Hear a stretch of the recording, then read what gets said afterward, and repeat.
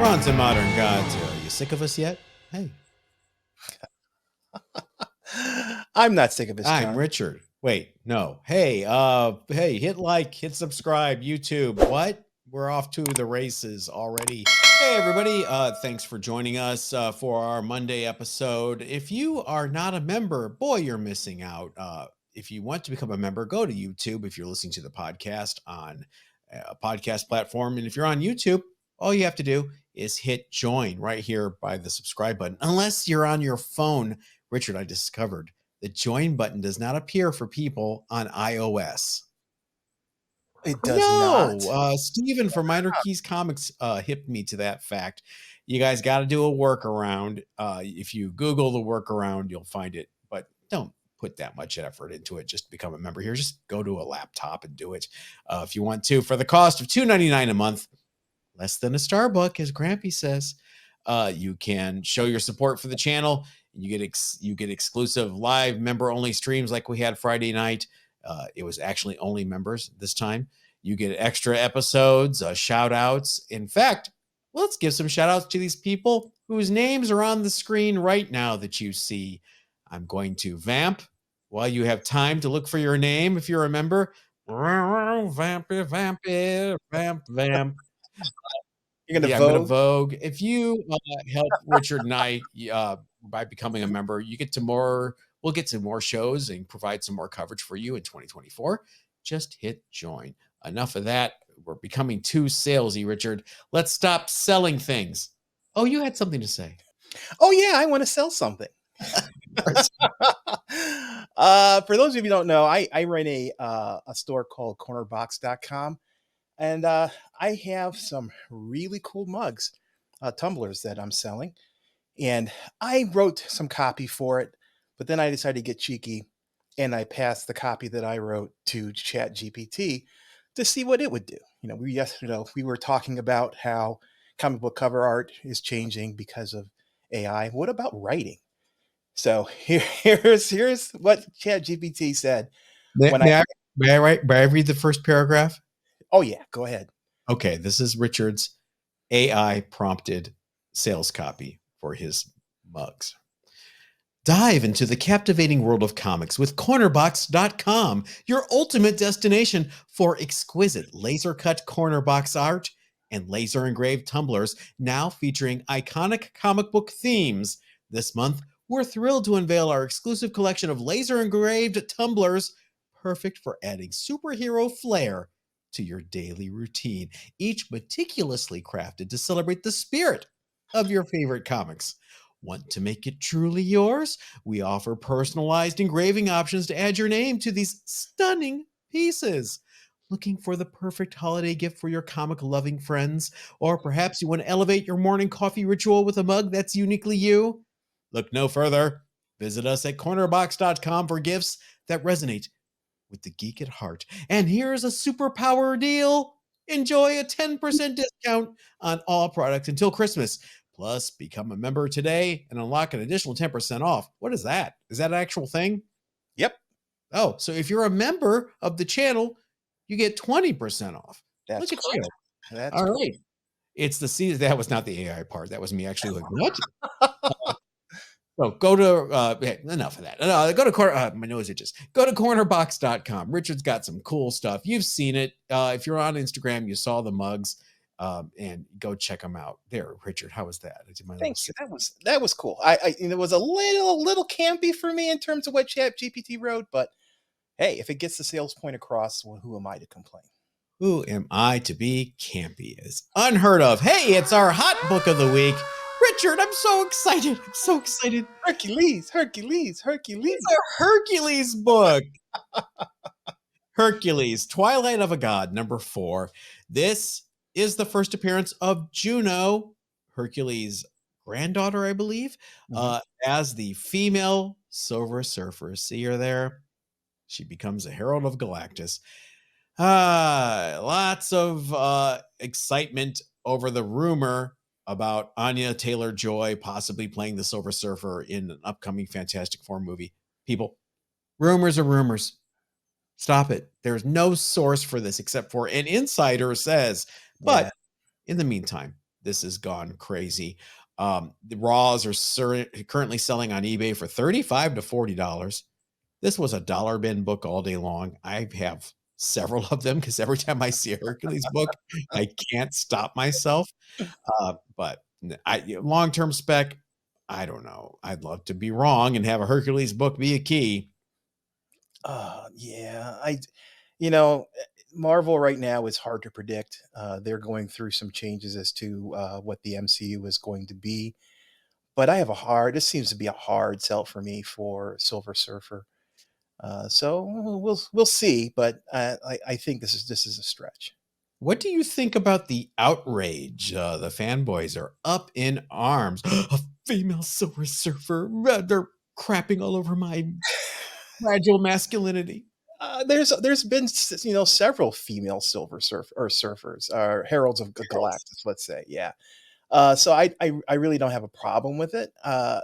It's one of those things where, do you start off with the Silver Surfer that we all think of when the name comes to mind, or do we start off with another herald and work our way to that Silver Surfer? Because eventually you got to have the Silver Surfer as the Herald of Galactus. It's just got to be, otherwise universe is unbalanced. So I don't know. I don't know how Marvel's going to play this. They could. I'm to the point now with the MCU. It's time to stop playing it safe. Put out the big guns and let the big guns play. That's how you were successful with Iron Man and Thor and Black Panther. You didn't have alternate variants of those characters in the movies. You had what everybody expected to get when they saw those characters. So let's do it. Let's get X-Men out there. Let's get the Fantastic Four out there. Doctor Doom should be out there. Miles Morales should be. People are expecting these characters. Let's give it to them. They're asking to give you their money. So do it right, Marvel. I hear you. So we need the Wendell Von Quasar movie first. Right. Set the stage. I understand you perfectly. There needs to be a solo Hercules movie. Got it. Nova. Right, we need a Nova movie. Yeah, whatever. Okay, hey, so Fantastic Four movies got Pedro Pascal. Now Yeah. everybody's just wailing and gnashing their teeth. I'm holding, all this stuff is way too preliminary for me. I think that they're going through some big changes as to what their plans are. So anything that was 2 months old, I don't know if it's even pertinent anymore. I mean, I think they may have a whole new direction, and they're holding it close to their chest until they get it right. Let's look at some comic books. What do you say? I'm Yeah. going to change to the show and tell screen. Ready? I can start, Richard. Someone in the comments was asking us to do, I think it was the Gold Key Thunder from Down Under, Alan, I believe, more Charlton. So here are two Charlton books. Charlton Action number 11 and 12. This used to be Charlton Bullseye, which was a tryout book. And these feature Steve Ditko's Static character and some short stories. Just very bizarre design, very Steve Ditko. I mean, it doesn't get more Ditko than this. Look at No, the guy. his anatomy. Yeah. Yeah, this guy's anatomy is all messed up. So yeah, very, very Ditko hands. Mhm. Prime 1985 Ditko. This is the last gasp of Charlton Comics when they tried to make a little comeback in '85, Mhm. and this was it. Same paper quality, crappy. Little better actually, and if you look, they finally started going to direct sales, Yeah. doing direct sales, and this one is actually a newsstand, which Oh, I was great. And the quality, when they came back, it was like, okay, we got to compete a little bit, and that might be what killed them. Is like, the production costs plus, went yeah. up, and the sales just weren't there. So there's my first show and tell. Charlton Action, 11 and 12. Okay. I decided, I've got all these books on the wall here behind me. I took off the top row, and so I can talk about them. So, Okay, same. yeah. First one I'm pulling out is Fantastic Four Annual #2 with this awesome Doom cover. It's an 8.5. This is the highest grade that I've seen of this book. I know there are higher grades, but this is the highest one in the wild that I've ever seen. So, and it's in great shape. Did you slab it or did you buy it slabbed? I bought it slab. No. I bought it slab. At So, the height of the pandemic or before? how much did I pay for this? I think I paid $2,600. I got it from our buddy Eric over at Comics R Go, Okay. and at the time it was a decent price for it. And frankly, like I said, I've never seen a book of a higher grade, so I think it was a fair price. What Mhm. it's worth nowadays, it's hard to tell. There just aren't a lot of sales of this book in this grade, so it's difficult to say. But I'm not really interested in selling it. This is part of my Doom collection. Um, it's got that lovely, lovely 1963 Did, um, did, fantastic that logo with the different colored letters. It drives me crazy. I don't know why, but whenever I see those multicolored 1963 logos, the Patty Duke theme starts ringing in my head. uh, Yeah, but it's great book. Like I said, this is part of my collection. It's got pinups in it. That's always the dreadful thing to see when you're collecting books, because a lot of people bought these books to read, and if it's got pinups or centerfolds that detach to put on your wall, people did that. Kids did that. And here we are 40, 50 years later, and lamenting at the fact that the kids actually read their books. Yeah. Batman 171 first Poison Ivy, just notorious for that pinup in the centerfold for being missing. I pulled this one for you to show you and to taunt you and to Well, that's awesome. Giant Size Supervillain Team Up number 2. Well, Uh, not number 1. I don't know where my number 1 is. I well, thought no. I had number 1. That's what I was going to show you. Mhm. So this is in lieu of my number 1. Look at the price sticker from where I bought it at House of Secrets like 10 years ago. I can't read that. Was that $4.99? $6.99 with my 20% $6.99? discount. Jeez, oh man. Yeah, and it's beautiful. But there you go. Nice Doom and Submariner cover. Yeah, it's gorgeous. There you go. So you got to work on your run, man. Yeah, I do. I do. I've got a number of holes that I need to fill. That's what you're okay. Go ahead. What's your Next book is another. These are all the top row is all Fantastic Four books. This one is Fantastic Four #1. it's only a 9.6 white It's page. only a 9.6. Yeah, this is the golden record reprint of this book. Uh, Oh, yeah, this is my stand-in for a original Fantastic Four #1. But I this book it is a 9.6, a white pager, and it is absolutely gorgeous. I don't think I will take a chance of trying to get a page a grade bump on it. There isn't anything really wrong with it, but it's one of those books that is not it that crispness that a 9.8 has. It seems to be lacking that, and I hate to send it in, crack it, send it in, and get a 9.4 out of it. So did you press it when you sent it? no, I didn't. I bought this off of eBay. Really? Back. I paid $1,100 for it. Back before, because for a long time these books were really, really reasonable in price, and I remember back in the day telling people pick this up because it is the next best thing to the original book. Is 1966 versus 1963, so 3 years later this book came out after the original. It's got the same kind of patina to it. It's got the same cachet in terms of looks of the original books. The way you can tell it's not the original is it's missing the number and the price box on the cover. Those two are missing because this was inside of a record sleeve, along with a record, which I do not have. Every time you bring this book up, I have to remind you when we were at the California Comic Book Convention in January of 2020, pre-pandemic, and we saw a sealed copy with the record for $200, and we both went, Yeah. no thanks. So, Yeah. sorry. We were so young and stupid back then. Oh, well, I mean, it's that classic thing about comic books. If I knew then what I know now, Right. I would have bought. You can't buy them all. You can't No.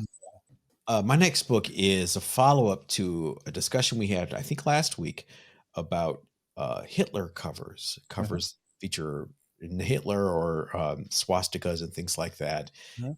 And I forgot about this one. It is the second to last issue of GI Combat. Oh, that's gorgeous. It's a skull book too. Yeah. Yeah, it's a combination of a rocket cover, a swastika cover, and a skull cover. And Shootout at Skull Mountain. It's GI Combat number 287. It was bi-monthly at this point. This is the second to last issue. It ran all the way to 1987. And Did this it is, really? yeah, just a killer cover. That is. I'm surprised that cover doesn't have more you know, isn't worth more because that is such an amazing looking cover. People Yeah, collect skull covers, there's a strong collector backing for skull covers. I started buying all I want. Don't ask me, guys. You're collectors. I don't have to explain this You to you. don't have to. I started buying all DC dollar comics. I wanted a full run of DC dollar comics, and this was a dollar comic for the longest time. And Mhm, then I continued. I'm like, oh, something close to ending the run because it just fascinated me that it ran so long. And we were so entrenched in the superhero world that we mhm, never even glanced at GI Combat. And there's a point here in that last 2 years of the series where they saw G.I. Joe happening over at Marvel. So they had the Mercenaries, it was kind of a G.I. Joe takeoff, mhm. and just this cover. And I pulled this out today, and boy, it needs a press, but I think it's 9698 with that black Nice. spine. I just need to press a few things out, but yeah, there you go. There's Oh, wow. It's not a Hitler cover. It's the next best thing. No, but it's making me want to do a GI Combat run. It's one of those titles that I've always been interested in. So And hard. So yeah, hard to grade. You've loved the hunt, and they're not outrageously expensive. So, most of them are. Yeah. yeah, yeah, I want a GI Combat 81. That would be nice Yeah. for Sergeant Rock for people that Mhm. don't know. Uh, 87 is the first haunted tank, I think, isn't it?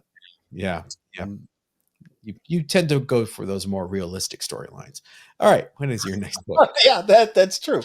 Let's see. The next one, so we did number 1. Haunted Um, Tank. Ooh.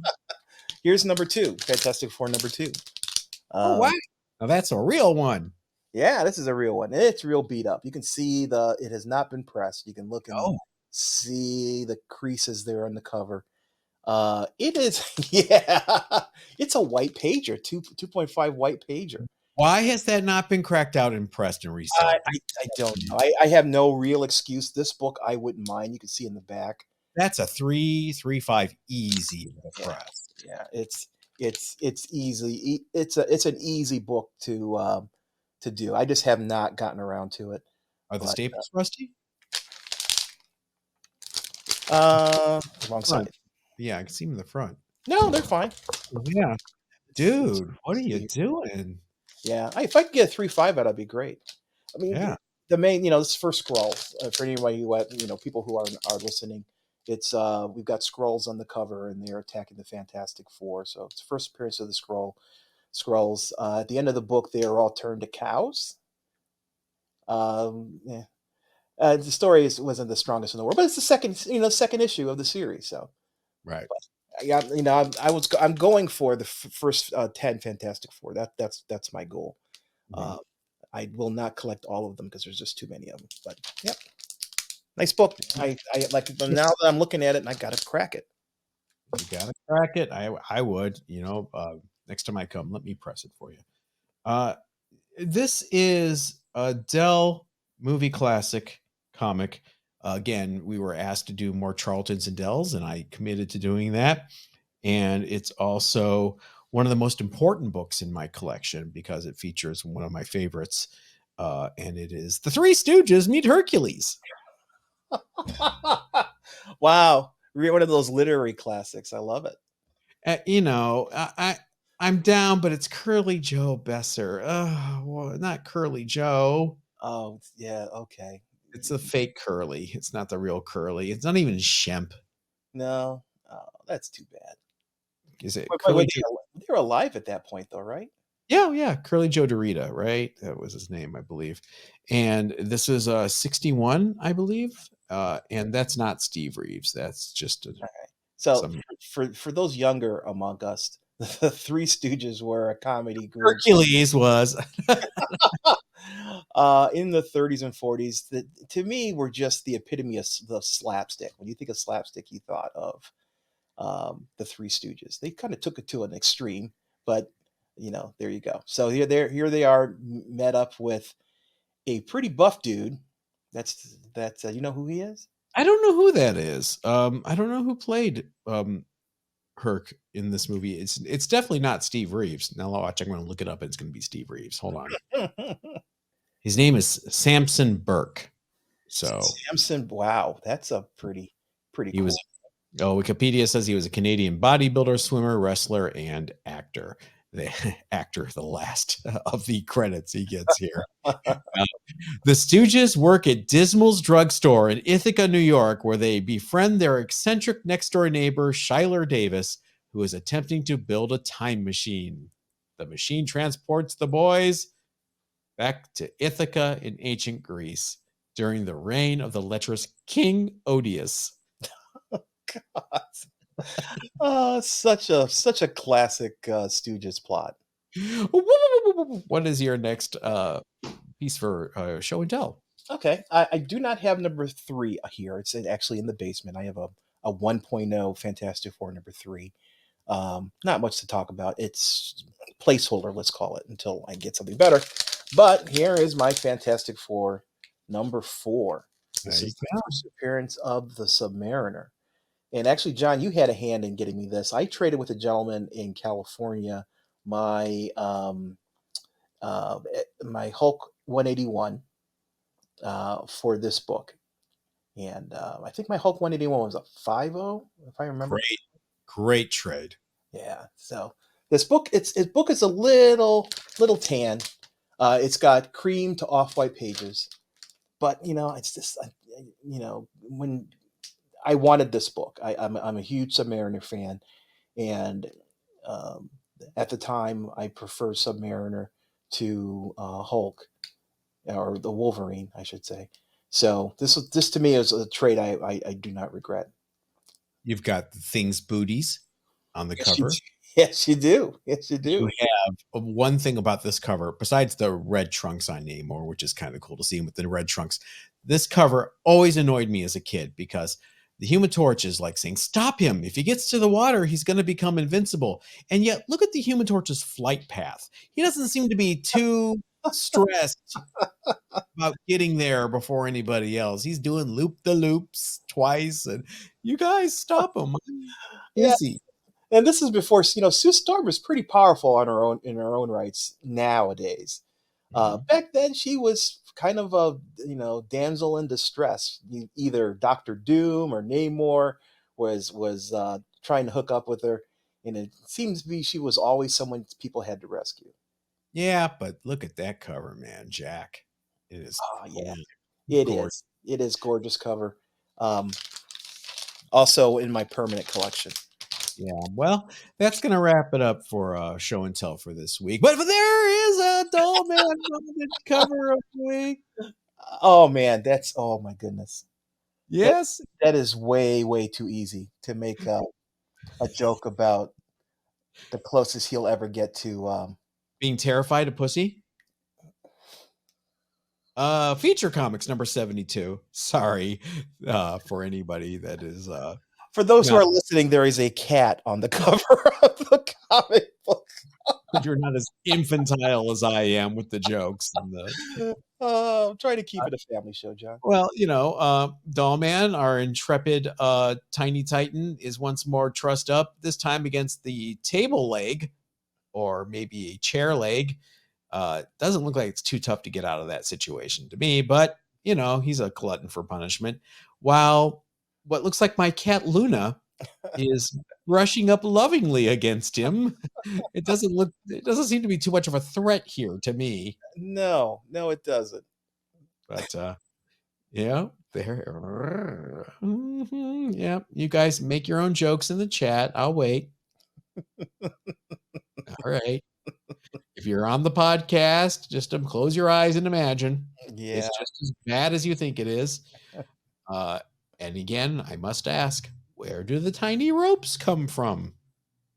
Richard, I need answers. Somebody's missing their dental floss.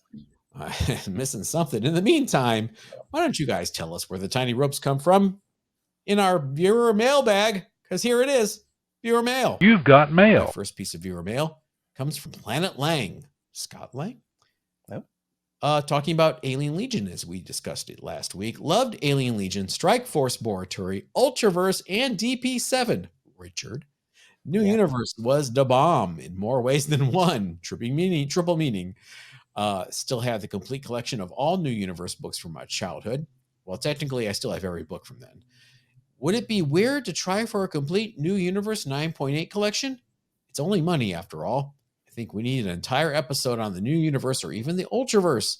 Good times indeed. Planet Lang. I loved 50% of the New Universe. The titles that survived the first year after the Purge are the ones I actually liked. I liked Justice, my favorite Star brand. I loved DP7. It was a close number 2, DP7. And Cyforce. Not so much Cyforce until Fabian Echenza came on. But, I had no time for Night Mask, Spitfire and the Troubleshooters. Kickers, Inc. Richard, it's about a super football player. Wow. Take that, NFL Super Pro. Ultraverse, I would love to do an episode on both of these. Richard would have to sit there and be quiet for the entire 40 minutes because he has no love for either of these topics, unfortunately. But Planet Lang, see this? You and me, buddy, right there. It's not that I don't have any love. I just don't have any. I didn't read it back then. If you read it now, you wouldn't. It would wash over you. It's nostalgia. Really of course it is. Of course it is. My experience with DP7 and Ultraverse is going past it in the dollar bin, looking for something better. Yeah. I will say you might like Star Brand because you've heard me talk about it before. The first issues by Jim Shooter are very realistic, air quotes. He's not perfect. He treats his girlfriend like crap. He's selfish. He's self-centered. Then he blows up Pittsburgh and John Byrne comes on and it's fascinating. He spends the next year just crapping all over Jim Shooter within the pages of Star Brand. It's kind of fascinating to watch that editors let this happen. I guess comic books sold so well back then. Who cares? All right. What's your first piece of viewer mail? My first piece is from a YouTube commenter, Dan Pedipus. From interviews I've read, and this talking about collector or creators getting paid post their creation. Creators say they get small checks from Marvel when their characters appear in a movie or TV show, but DC is much more generous. One creator got a check just because they mentioned his character in a Batman movie. But supposedly, if you call Marvel and complain, you can get more money from the company. But a lot of people just cash the check and take whatever Marvel gives them. Yeah, I can see that. Yeah, that's it's the real incentive to keep your IP to yourself, because then you can control the revenue stream from that IP, and that's again we were talking about Image Comics and the impetus for that, and that's I think the main reason people the creators went to Image is to be in control of their own property as opposed to just being a piece worker working for Marvel or DC. So yeah, thank you for the feedback. It's good to know how creators get their money nowadays. More music industry parallels. You don't own your masters if you signed a crappy deal back in the day, and in a lot of cases, they don't need your consent to do things with that music. They can use it in a commercial. They can put it in a billion compilations, and you don't have to be informed of it. Yeah, it's sad.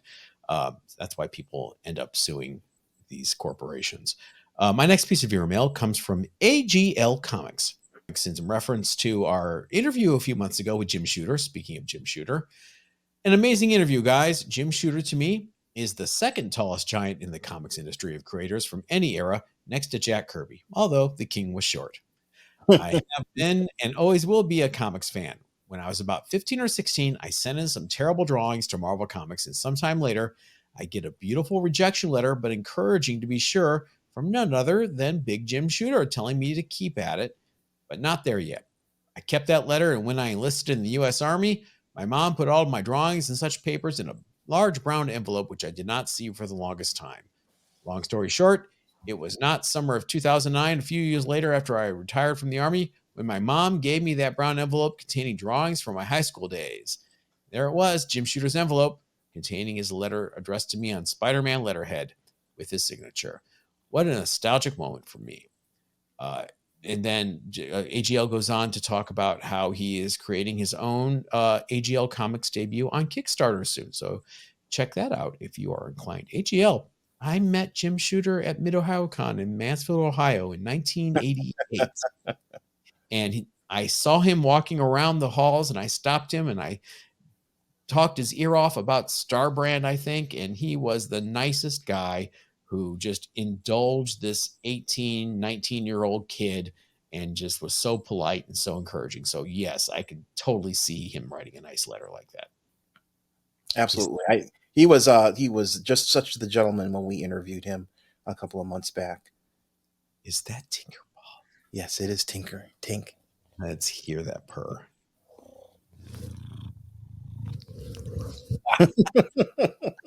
You people on the podcast are missing out. What is your next piece of viewer mail?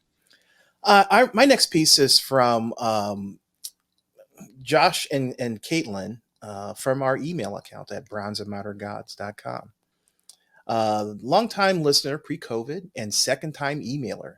As I was a week behind and bored at work, I listened to the last 2 episodes on podcast. I believe it was a 25-year rule when Richard brought up the Danger Girl #2 Ruby Red variant. Quick story. I am very slowly going through my father's collection and selling it on eBay as he is trying to thin out thousands of books bought and stuffed in long boxes over the years. The summer off 2022, he knew my wife and I were going to the Chicago Comic-Con Indiana residence. Hi, neighbor Richard. Hi. And gave me a couple of books to get graded. Inside 2 thick cardboard envelopes were bagged and voided copies of the Platinum and the Ruby Red variants of Danger Girl #2. I sent the Ruby Red, the Ruby to CGC, and lo and behold, it came back at 9.8. At the time, I wasn't versed in research as I have become, and as Richard can attest, it was hard to find anything on it. I looked up prior sales and saw that 9.8 that I believe had sold in 2016 or 2017 for roughly $6,000. Not having any luck pricing the book in 2022, I took a chance and threw it up on eBay for $7,500, I believe. It took less than 12 hours for that book to sell. Apparently, it's one of the holiest of J. Scott Campbell grails. I even had a dozen eBayers contacting me asking me if I should have listed it for $10,000. Wow. Well, bulls and bears make money, pigs get slaughtered. So I jumped on the 7,000 he offered me and split the profit with my father 70-30 after fees. You took 70, right, Josh? Now, every con he and I and my wife go, we always keep an eye out for another one. This one for my PC or his. He's got that kind of cash. I don't. I just figured I'd give you the Paul Harvey rest of the story in hopes that you'd get a kick out of it as much as I did hearing about it from Richard. By the way, as for the book dropping in price, I don't know that it will. I can't say it will go up much more over time, but it is highly secretive and highly sought after by Campbell fans. For much I have learned. Have a great Thanksgiving to you and yours both, Josh and Caitlin. Moving to Dagobah. Yeah, this it's a tough book to find anything on because it's so scarce. That's the problem with these books that there are less than 50 graded on the census. They come up for sale so infrequently that it's difficult to get a feel for what the actual value of the book is. I say if you're looking to sell a book, take whatever you think you have in your mind and that it's worth, add 50% and list it for it. Because if it's rare enough that you can't find information on it, then there's probably somebody out there who's willing to pay pay to get it. And there's always that negotiating that they can get to. You can get to a price that's someplace closer to what they're willing to pay. But you don't want to shortchange yourself on something this rare. No, not at all. And it's interesting that sometimes these books, when one sells, it kind of shakes the tree, and a few fall uh, as well. It doesn't really happen with this ruby red one. So, how did people get it? Was it a retailer exclusive? Do you know anything about that? I don't remember. I believe it is a retailer exclusive. There is a website called Recalled Comics Mhm. that has the story on it. We could pull that up and read it, or if you want to go to that site, you can read the little that I've been able to find on the history of the book. I'm not that invested in it like I am the Three Stooges meet Hercules. So, my next piece of viewer mail comes from our buddy Hog Nations. Hi, Hog Nations. Talking about Doom Patrol 19, which I had as an underrated book of the week. Grant Morrison's run on Doom Patrol was quite ahead of its time, and the title really did live up to the strangest superheroes billing. I think maybe it was a bit too much for regular readers, but it really did have a strong following. Amazing to think that Morrison was also writing Animal Man, a more accessible title that also became very popular. It's funny how DC shows like Doom Patrol or even Titans have done little to spur back issue interest in these titles, yet something like the mention of the Wrecking Crew and She Hulk series can make their first appearance skyrocket in price. DC gets no love. Frowny emoji. I agree, Hog Nations. That's why I featured underrated, not only because it's a great read, but it really needs to be worth a lot more. Crazy Jane's a popular character. The fact that it's the first Crazy Jane alone should make it a key. But here we are. The market decides, Richard. It does. Look at that baby kitty. My next piece of viewer mail is from YouTube, and it comes from Revolt Puppy. Keeping the same, when this is talking about, I was ranting as I want to do about CBCS um, being in lockstep with whatever CGC did, and maybe they could inject some new features into the market. So keeping the same number scale and coloring is smart for a market that just wants to look at something and immediately understand it, especially if they want to keep pace with CGC's market value. Yeah. But CBCS and PGX could easily differentiate themselves with premium features like signature verification. CBS already does this. Upgraded cases with titanium trim. Ooh. UV protected film that they don't if they don't already do this, or service features like more thorough grader notes or intermediate ratings. Like imagine getting a 7.9 instead of being knocked back to a 7.5 by default. There are plenty of ways to get people to think of your brand first if they want to chip away at your competitors. Those are some great ideas.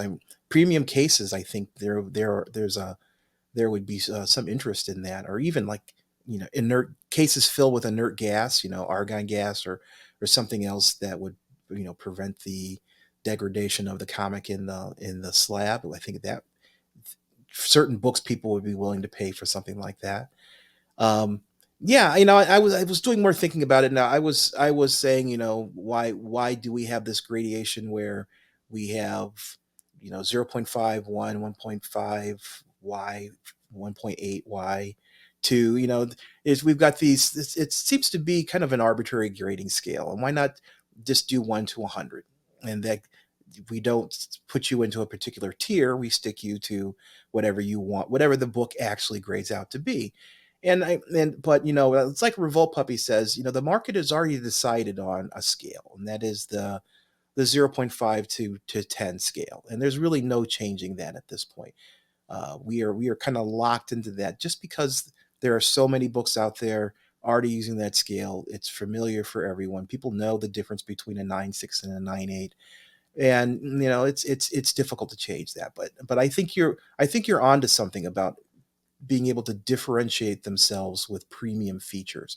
I think there's a lot of things that CBCS, especially, I think PGX has an uphill battle to cross, or to overcome their reputation at this point. But CBCS, I think, has the financial backing Beckett is their parent company. I think they could come up with some premium features that would help bring sales to them. It's great points. Uh, I'm just laughing, first of all, because you were talking and Tinkerballs just had a big giant yawn during your monologue. Yeah, he I, knows all the entertainment when he sees it. I don't think that was an editorial comment. I think he's just tired. And I was just thinking about, the Bronze and Modern Gods podcast drinking game. You have to take a shot every time I mention Hercules or Quasar or Richard mentions argon gas. I think it's cool. I think it's a cool idea.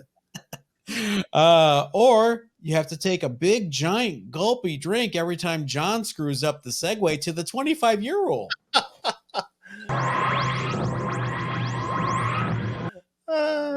Yes, 25-year rule. We go back in time 25 years to 1998 when nostalgia kicks in as that 25-year rule. And this week, we're going to talk a little Valiant, Richard. Turok #1 from 1998 from Valiant and Acclaim. Nope, not that Turok #1 that you see in dollar bins everywhere. This is the first issue of the relaunch from Valiant after being acquired by Acclaim Video Games. No, it's another #1 that you see in dollar bins everywhere. I don't see these late 90s Valiants in dollar bins too much. I Really? think the runs were lower.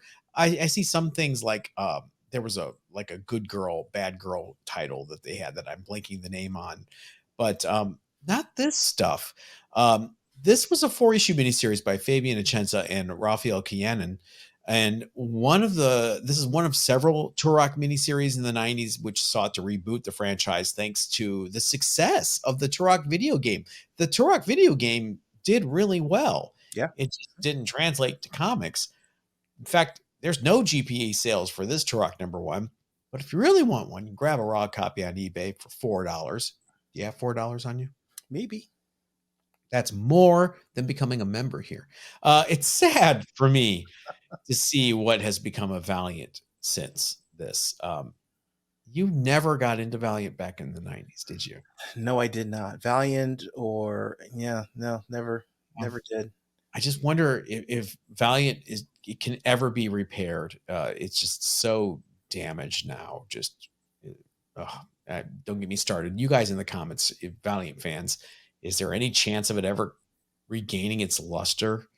I don't think so. But we can always move on to the underrated books of the week, Richard.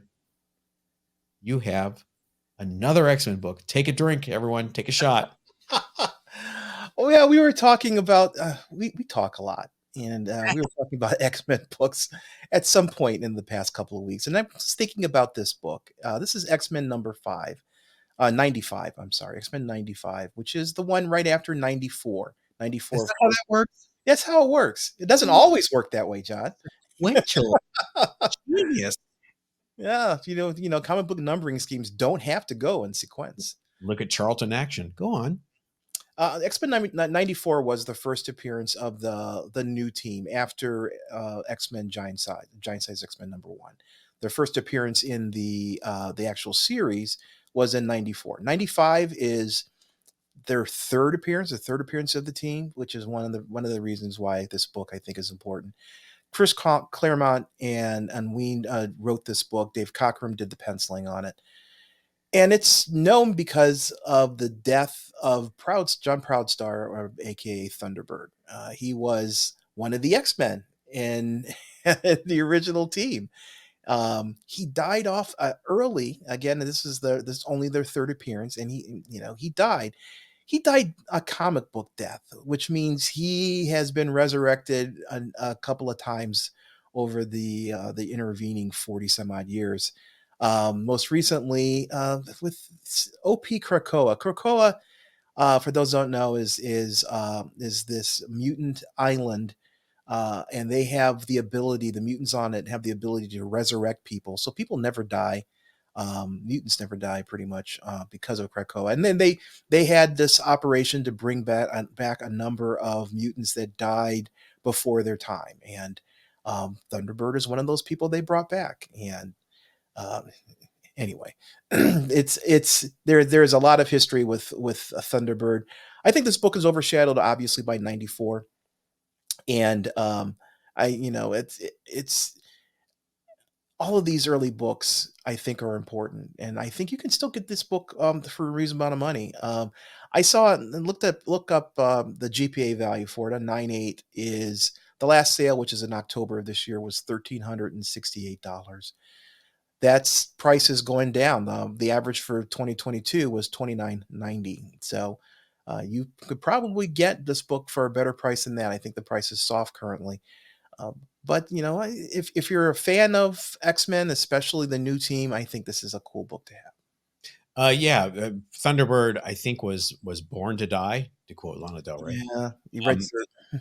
Yeah, it was just too similar to Wolverine. You can't have two hotheads on the team, and I think he was actually Len Wein and Chris Claremont actually brought him on and created him in order to kill him off, to show like this is not your father's X-Men anymore. There are stakes here. Anyone can die at any minute, unless of course there's a Krakoa which can bring everybody back. Yeah, that's again, that's why it's called it OP, because it's something that had to change because it was just too powerful. Yeah, but I have a 95. You have a 95, right? You have 94 through 100 and 200. I run through 94 through 300. Look at you. Yeah, 95 is a great book. And it's the first issue of X-Men I ever read. The new X-Men I ever read as a kid. My dentist's son had a copy that he let me borrow. Nice. I still remember that. And I was like, I like the old X-Men. All right. My underrated book this week is Micronauts, #1. Da-da-da. Fantastic first issue of Micronauts. This was a long-running series based on Japanese toys brought to America by our friends at Mego. This was Marvel's first successful foray into toy-based comics. They would really hit the ball out of the park with G.I. Joe and Rom a few years later, but this was the first one. Shogun Warriors kind of limped out of the gate and never really caught on. The first 12 issues of this by writer Bill Mantlo and artist Michael Golden are amazing. Do you remember reading these first 12 issues? Yeah. I was a huge fan of the toys. We were poor, so I got some for Christmas, and I cherished those. Those are fond memories. Everyone would buy us the little time traveler one. It came in multiple colors, and I'm like, hey, can you spring for the Acroyer or the Baron Karza? I know they're more expensive, but I really want those. But I'd always get the time traveler. I'm like, put them in the pile with the other ones. And, there was never a giant Endeavor spaceship that they made. So I would use my brother's Space 1999 spaceship for my Micronauts. They fit in there nicely. Hey, I held out until it went direct sales, and then I couldn't find it on the newsstand anymore. With issue 38, it went direct sales only. So many Gen X people have a fondness for this series. Now, Marvel does not have the rights to it currently, but you can see they're going on a spending spree, a licensing spree, reprinting Rom, reprinting the Godzilla series. So maybe there's hope for the Micronauts to come back to the Marvel Universe. The 90-day average for a CGC 9.8, brace yourself, $162. That's not bad. Cheap, right? Yeah. That's half the price it was selling for in 2021. In 2021, it was selling for $345. I want a 9.8. I do too. That is incredibly tempting now. This is close. I've just never sent it in. Why not? I'm on strike, remember? Oh, that's right. Fingerprints and finger bends. When they hire some new graders or get these people into line, I might start resubmitting. I have a couple. I need to look at them again. I bought them because they're Micronauts #1. I didn't buy them for a particular purpose. So I need to look at them, see if what grade they are in. Yeah, I need to get a 1 through 12. I think I want to just get that run and be done with it, right? You're absolutely right. The first 12 are awesome. Awesome.